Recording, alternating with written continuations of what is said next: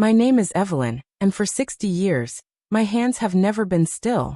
If you look at them, you'll see the story of a life spent in the humid heat of Atlanta, Georgia.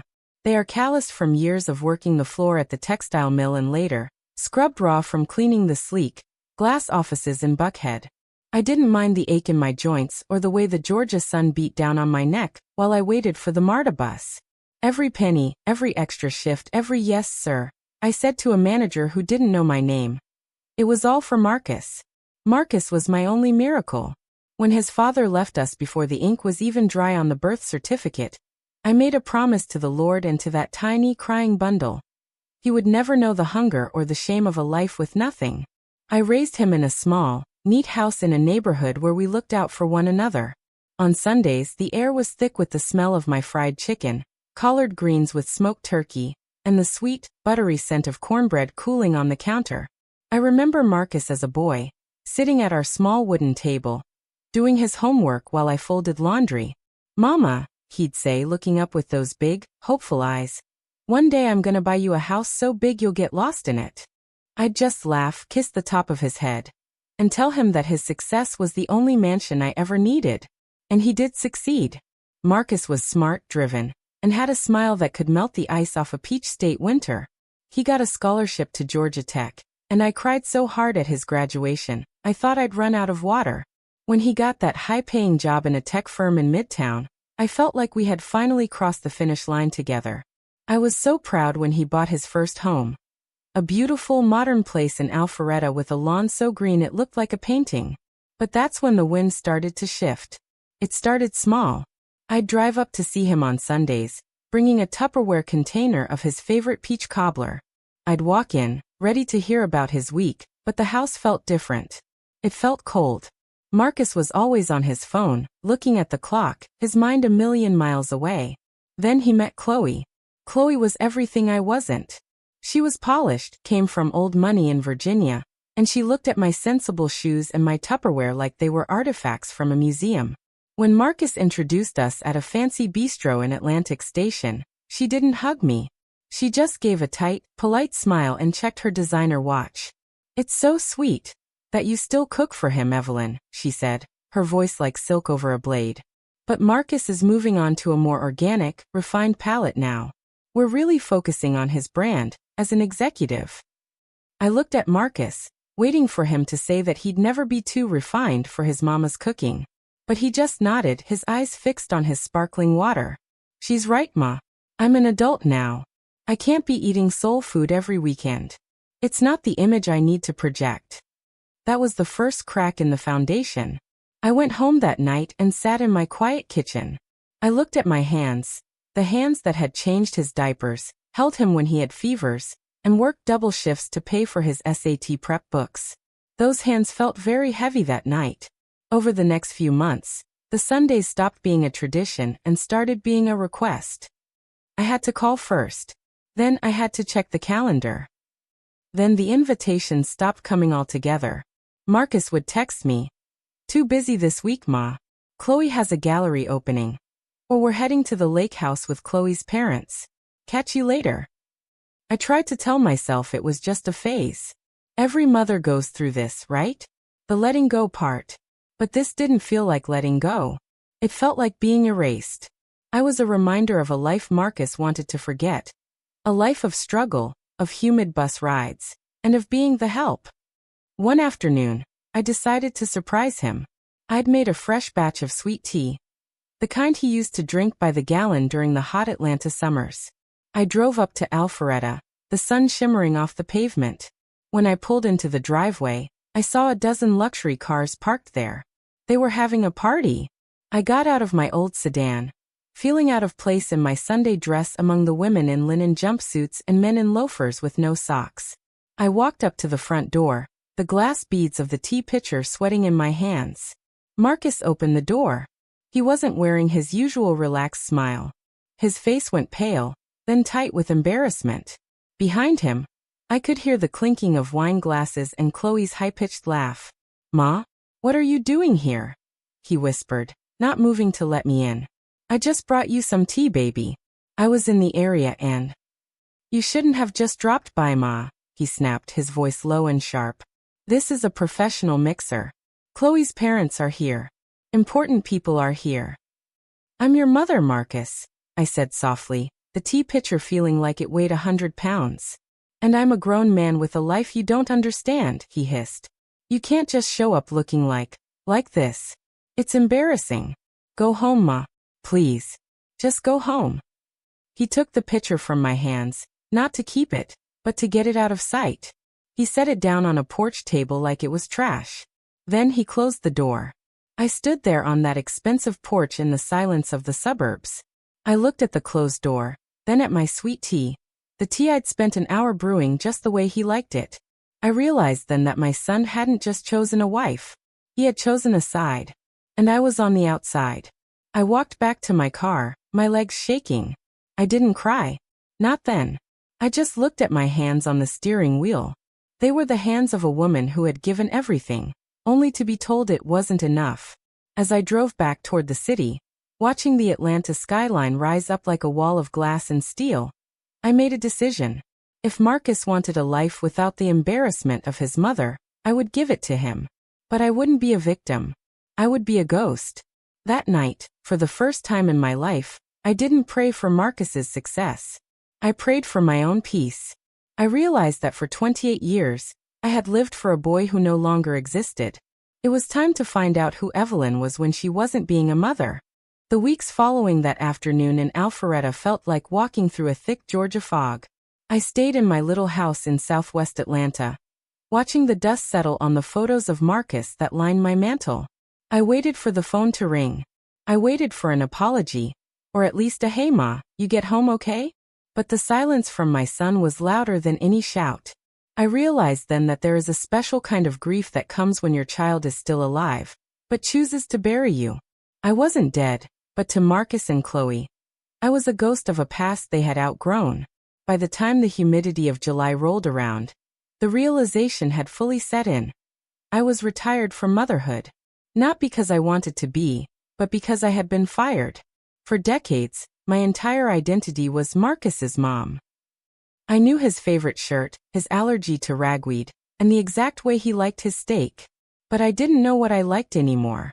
One Tuesday morning, I sat on my porch with a cup of coffee. I watched a moving truck pull up to a house down the street. It hit me then. If Marcus wanted space, I would give him an ocean of it. I wouldn't spend the rest of my life sitting by a phone that never rang in a house that smelled like memories of a boy who was gone. I called a realtor. I want to sell, I told her. Evelyn, you've been in that house for 30 years, she exclaimed. Where will you go? Somewhere where the air is different, I replied. Somewhere where I can start over. While the house was on the market, the final blow came. It was a Saturday, and I saw on social media, through a neighbor's daughter, that Marcus and Chloe had thrown a massive engagement gala at a country club in Buckhead. There were photos of them laughing, surrounded by white roses and people in tuxedos. Chloe's mother was toasted as the matriarch of the new family. I wasn't even invited to the celebration of my own son's future. That was the moment the last string of hope snapped in my heart. I didn't feel anger anymore.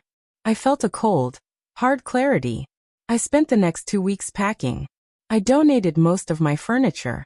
I took the old quilts I'd made, my cast iron pans, and my clothes. The rest I let go of. I sent Marcus one final text. I'm moving, Marcus. I wish you and Chloe the best. The house is sold. Don't worry about checking in. I'll be fine.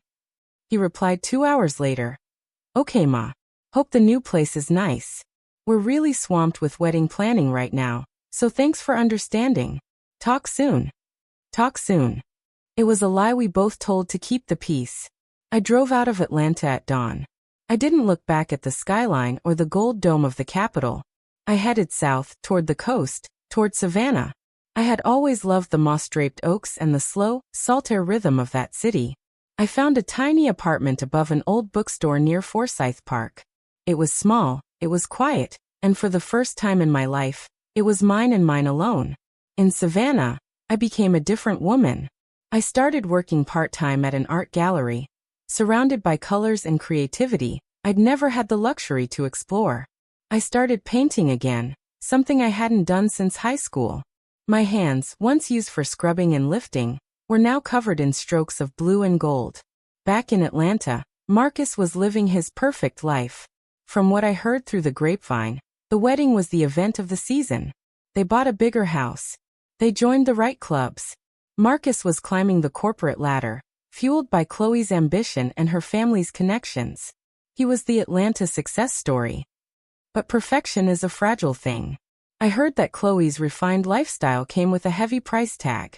Marcus was working 14-hour days to keep up with the mortgage, the luxury cars, and the expectations of a wife who viewed him more as a trophy than a husband. He was tired. I could see it in the few photos I glimpsed online. The spark in his eyes was being replaced by a weary, hollow stare. He didn't notice that the foundation of his life was built on sand. He had traded the unconditional, soul food love of his mother for the conditional, organic palate, love of a social climber. He thought he had upgraded. He thought he had won. For 2 years, I didn't call him. Not on his birthday. Not on Christmas. I sent a card, polite and brief, with no return address. I wanted him to feel what it was like to truly not have me there. No safety net. No one to call when he was sick. No one to remind him of who he was before the world told him who he should be. The silence was my revenge, though I didn't call it that. I called it the Great Peace. I was learning that I was more than just a sacrifice. I was a person. I made friends in Savannah. Women my age who did yoga in the park and drank wine on balconies at sunset. We talked about books and art, not just our children. But sometimes, late at night, when the wind would rattle the window panes of my apartment, I would think about Marcus. I'd wonder if he ever missed my sweet tea. I'd wonder if he ever walked past a kitchen that smelled like fried chicken, and felt a pang of hunger in his soul. I knew the overnight change was coming. In a city like Atlanta, everything can look golden one day and turn to lead the next. The tech market was shifting. The old money circles Chloe craved were notoriously fickle. And Marcus was running on fumes, having cut off the only person who would have loved him if he had nothing. I sat on my balcony in Savannah, looking at the moon reflecting off the river. I was a different Evelyn now. I was stronger. I was at peace. And I knew deep down that the day was coming when Marcus would realize that the space he asked for was actually a prison of his own making. The winter of our abandonment was nearly over, and a cold spring was about to wake him up. Life in Savannah had a way of slowing down time, but in Atlanta, Marcus was running a race that had no finish line. For 2 years, I lived in my beautiful moss-draped bubble, while my son lived in a house of cards. I didn't seek out news of him, but in the age of the internet, you don't have to look for the storm to know it's raining. From what I gathered, Marcus had become the quintessential new Atlanta success. He was a vice president now, his face occasionally appearing in local business journals. He and Chloe were the it couple of Alpharetta. But I knew my son. I knew the way his jaw tightened when he was stressed, and I knew the way he used work to hide from his feelings. In every photo I saw, his smile looked more like a mask.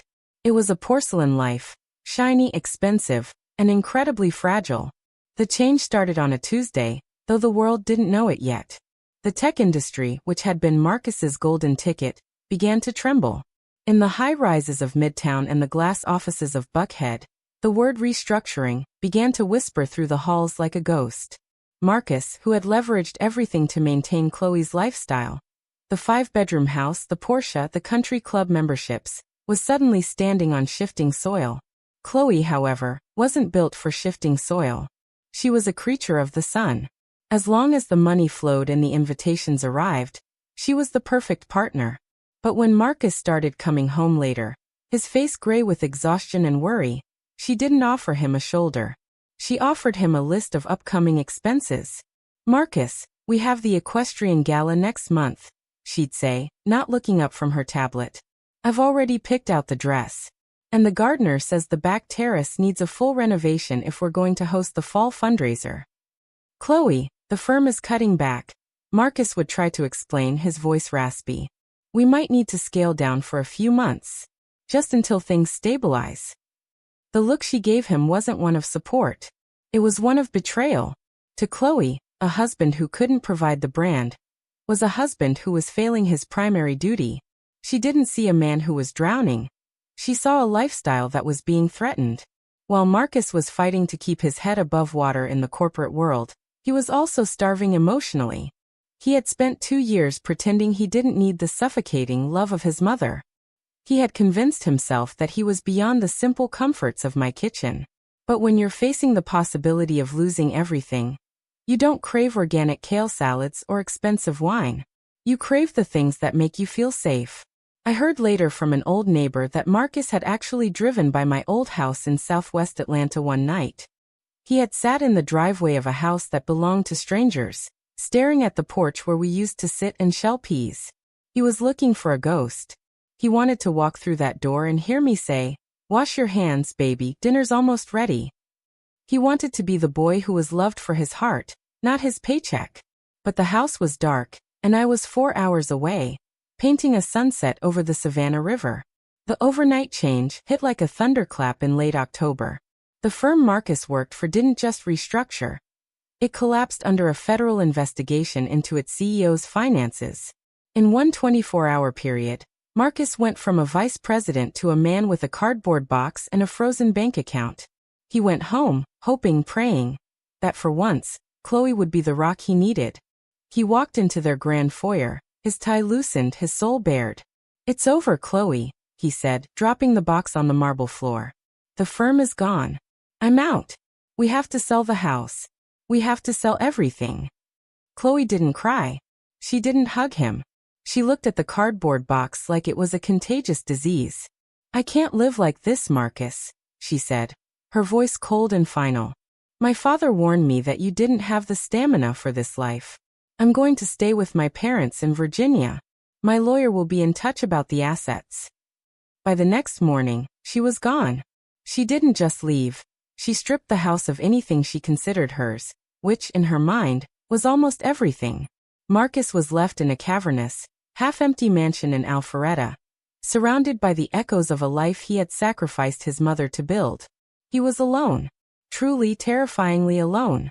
He had no friends, only associates, who stopped answering his texts the moment his title disappeared. He had no wife. And he had no mother. For 3 days, Marcus stayed in that house. He didn't eat. He barely slept. He realized that in his pursuit of more, he had ended up with nothing.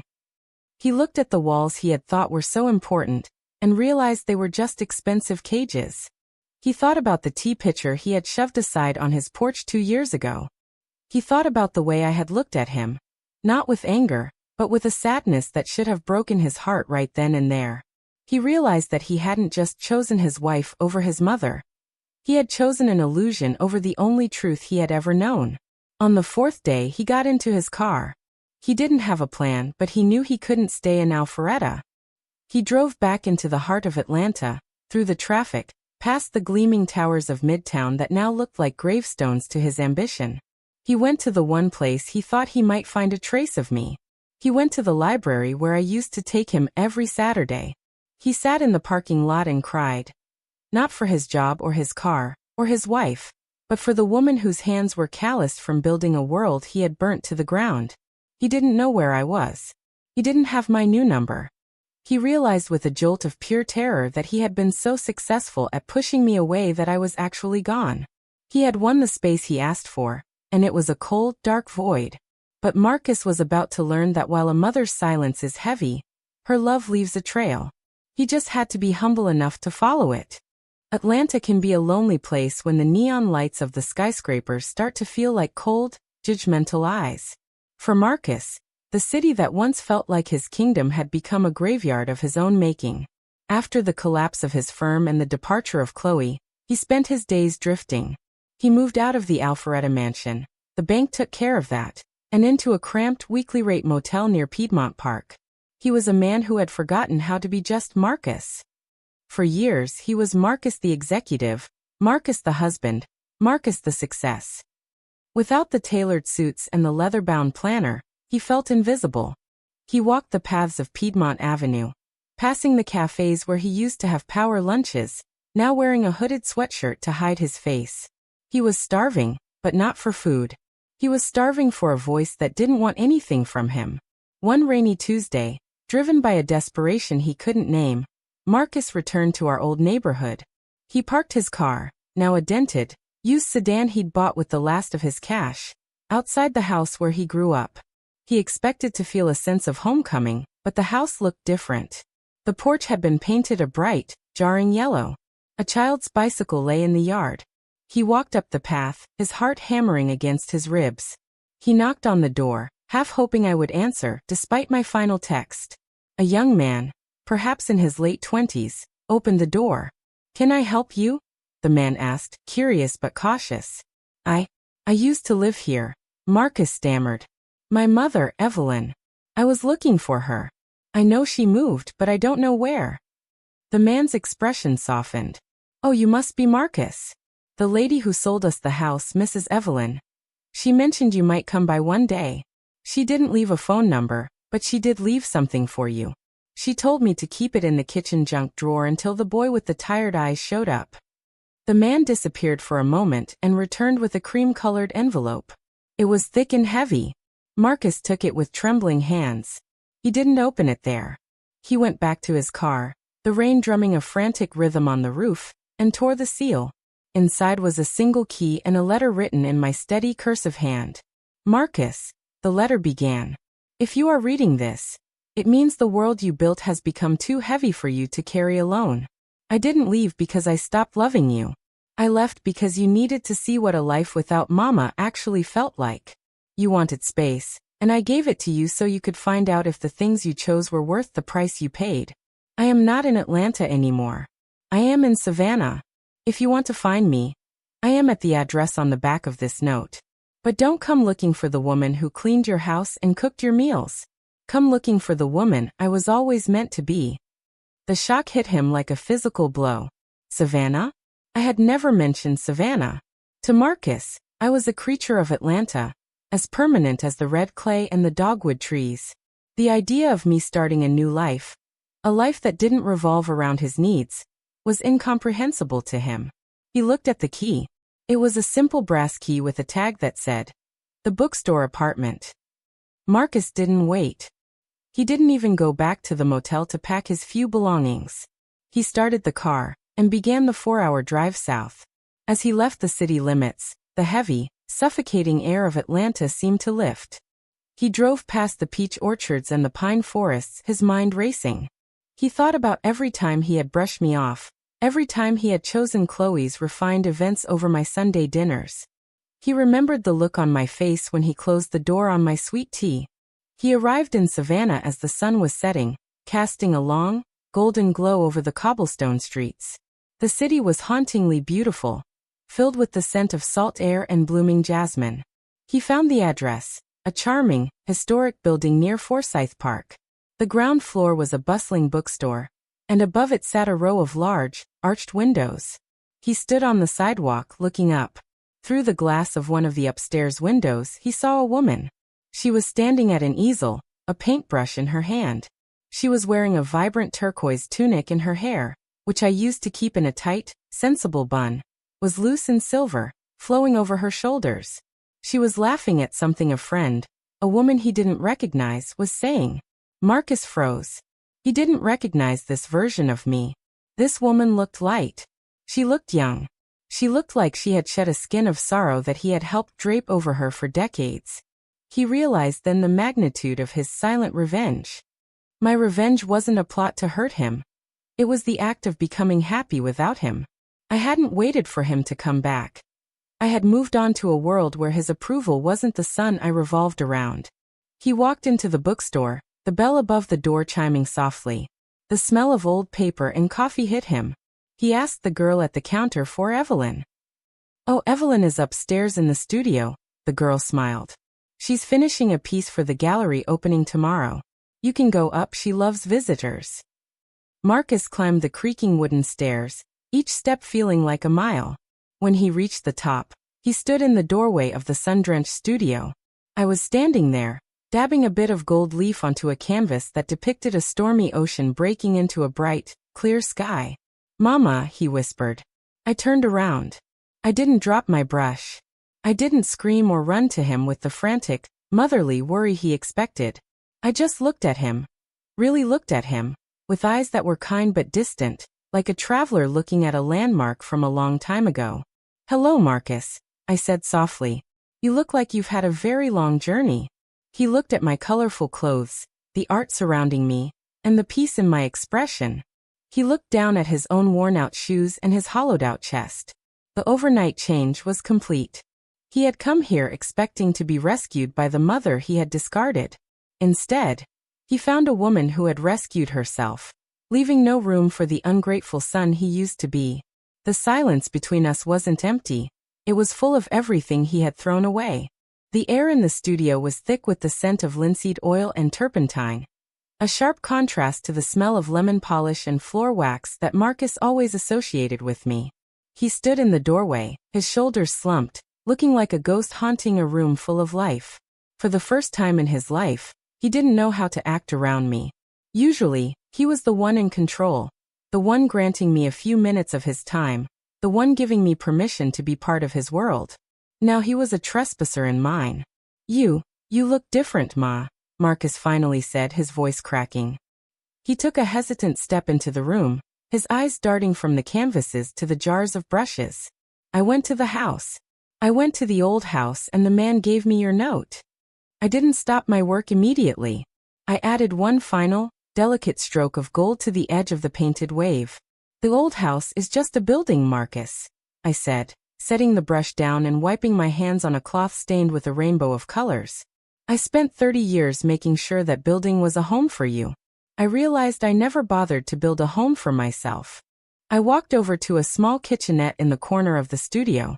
In Atlanta, I would have rushed to him, checked his forehead for a fever, and started frying chicken before he could even sit down. I would have been a servant to his needs. But here, I simply poured 2 glasses of cool water with a slice of lemon. I handed him one and gestured to a worn, comfortable velvet armchair. "Sit, Marcus. You look like your legs can't hold you up much longer." He sat, and the contrast was painful. He was the picture of the defeated man. His skin sallow from the stress of the city, his eyes hollow from the betrayal of a life he thought he wanted. He looked at me, and I could see the confusion in his gaze. He was looking for the woman who would cry with him, who would tell him that Chloe was a monster and that everything would be okay because Mama was here. Instead, he found a woman who looked him in the eye with a terrifying level of clarity. "I lost it all, Ma," he whispered, his head dropping into his hands. "The firm, the house, the cars. Chloe. She didn't even wait for the boxes to be packed. She just left. I have nothing. I'm broke, I'm alone, and I didn't know where else to go." I took a sip of my water, feeling the cool liquid soothe my throat. I didn't feel a surge of pity. I felt a profound sense of justice, though it was tempered with love. "You didn't lose all, Marcus. You lost the things you used to replace the people who actually loved you. You traded your roots for a coat of paint, and then you were surprised when the wind blew the house down." "I was wrong," he sobbed, the sound muffled by his palms. "I was so wrong about her. About everything. I thought I was winning. I thought I was making you proud by being successful.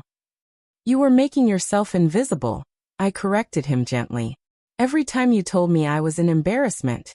Every time you chose a professional mixer over a family meal, you were cutting a string. Eventually, there were no strings left. You drifted away just like you wanted." Marcus looked up, his eyes red. "Is that why you came here? To get away from me?" "I came here to find the girl I was before I became your mother," I said, leaning against my workbench. "I loved being your mother, Marcus. It was the greatest honor of my life. But I realized that for you, my love was a burden. You wanted a mother who fit into a box, a quiet, background character who only appeared when called upon. I decided I didn't want to be a character in your story anymore. I wanted to be the hero of mine." I showed him the studio. I told him about the bookstore owner, a woman named Sarah who had seen my sketches and offered me this space. I told him about the gallery down the street that was selling my Atlanta Memory series for more money than I used to make in 6 months at the mill. I showed him that I wasn't just surviving, I was thriving. He walked around the room, touching the frames. He stopped at a painting of a single, empty chair on a porch, bathed in the orange light of a Georgia sunset. Is this how it felt?" he asked quietly. "Waiting for me? It felt like silence, I replied, until I learned to fill the silence with my own voice. The overnight change for Marcus was seeing that the world didn't stop because he was sad. In his mind, I was always supposed to be the safety net. He expected to find me in a rocking chair, pining for him, ready to be his servant again. Finding me as an artist, as a business owner, as a woman with friends and a life, was a shock to his system. It forced him to realize that he hadn't just lost his mother. He had lost the privilege of knowing her. He stayed for an hour, talking about the collapse of his porcelain life. He talked about how Chloe's parents had looked at him like he was a failed investment. He talked about the coldness of the city. For the first time in a decade, he spoke to me like a human being, not like a subordinate. When he stood up to leave, he looked at the key I had left him. Can I stay? Just for a few days? I don't have anywhere else, Ma. I looked at him, my son, my only child, and my heart ached. But I knew that if I let him move in, if I started cooking his meals and washing his clothes, I would be killing the woman I had worked so hard to become. I would be enabling the very ingratitude that had destroyed us. There's a small inn 2 blocks away, I said, my voice firm but not unkind. I've already called them and paid for 3 nights. Go there. Get some sleep. Wash your face. You're not letting me stay here? He asked, stunned. No, Marcus, I said, walking him to the door. This is my sanctuary. You haven't earned a place in it yet. You spent years pushing me out of your life. Now you have to learn how to be invited back into mine. I closed the door softly as he stood on the landing. Through the wood, I heard him let out a long, shaky breath. For the first time, Marcus wasn't the one walking away. He was the one standing on the outside, looking at a closed door, finally understanding the weight of the space he had demanded. The new Evelyn was no longer a victim of his choices. She was the gatekeeper of her own heart. The 3 days Marcus spent at the inn were, as he later told me, the longest of his life. In Atlanta, he had been surrounded by noise, the roar of the highway, the constant pinging of notifications, the high-pitched demands of a social life built on appearances. In Savannah, the silence of the mossy streets forced him to finally hear his own thoughts. There was no Chloe to blame, no boss to resent, and no mama to immediately fix his mistakes. There was only the reflection in the mirror of a man who had traded gold for glitter. On the 4th morning, he returned to the studio. He didn't knock with the entitlement of a son, he knocked with the hesitation of a stranger. When I opened the door, he didn't ask for a favor or a meal. He simply held out a small, crumpled bag of peaches he'd bought at the local market.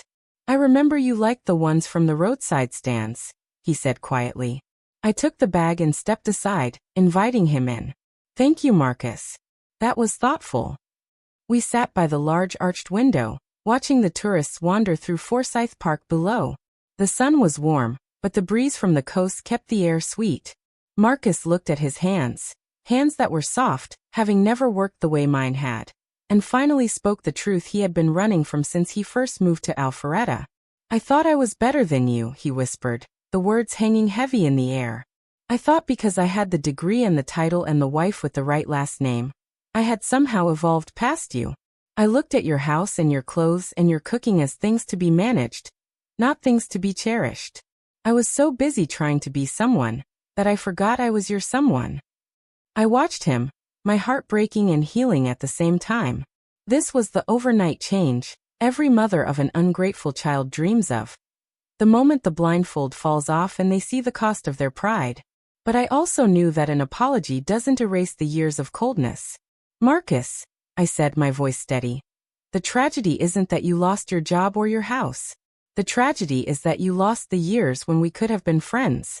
You were so ashamed of where you came from that you missed the beauty of the woman who brought you here. You saw my soul food as a lack of refinement, but it was the only thing in your life that was actually real. He began to cry then, a deep, ugly sob that shook his entire frame. It wasn't the cry of a child who wanted a toy. It was the cry of a man who realized he had spent his inheritance of love on a life that didn't even know his middle name. I missed so much, he choked out. I missed your birthdays. I missed the way you laugh when you're watching the birds. I don't even know who your favorite artist is, or what kind of music you listen to when you're painting. I don't know you at all, do I? No, I said softly. You know the version of me that served you. You don't know Evelyn. I stood up and walked to a canvas I had kept covered in the corner. I pulled the sheet back. It was a portrait of Marcus as a little boy, maybe 7 years old, holding a jar of fireflies. His face was full of wonder, and his eyes were bright with a light that hadn't yet been dimmed by corporate greed or Chloe's coldness. I kept this to remind me of who I was protecting, I told him. But I realized that the boy in this painting died a long time ago. The man standing in front of me is a stranger. And while I love you because you are my blood, I don't know if I like the man you chose to become. That was the sharpest blade of all. To be told by your mother that you are unlikable is a weight that no luxury car can balance out. Marcus looked at the painting, then at me. Can I stay in Savannah? He asked, his voice desperate. Not in your apartment. I'll get a job. Any job. I'll wash dishes. I'll haul boxes at the docks. I want to try to be someone you might like one day. I looked at him for a long time.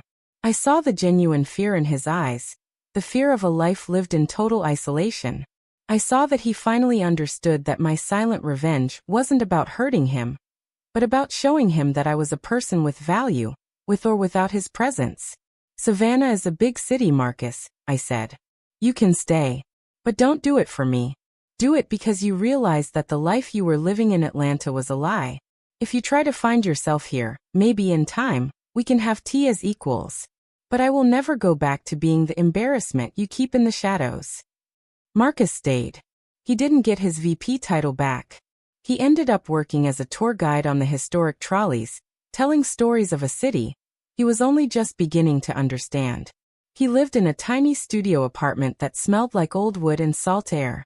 Every Sunday he would walk to the bookstore and leave a single flower or a book he thought I'd like on the stairs. Sometimes I would invite him up for tea. Sometimes I wouldn't. The final lesson Marcus learned was that time is the one thing you can't buy back. He had to watch me live a full, vibrant life that didn't center on him. He saw me go on dates with a kind man who owned a jazz club. He saw me win awards for my art. He saw that his mother was a star in her own right, and he was just a distant planet trying to find his way back into her orbit. He lived with the mother's silent revenge, every single day.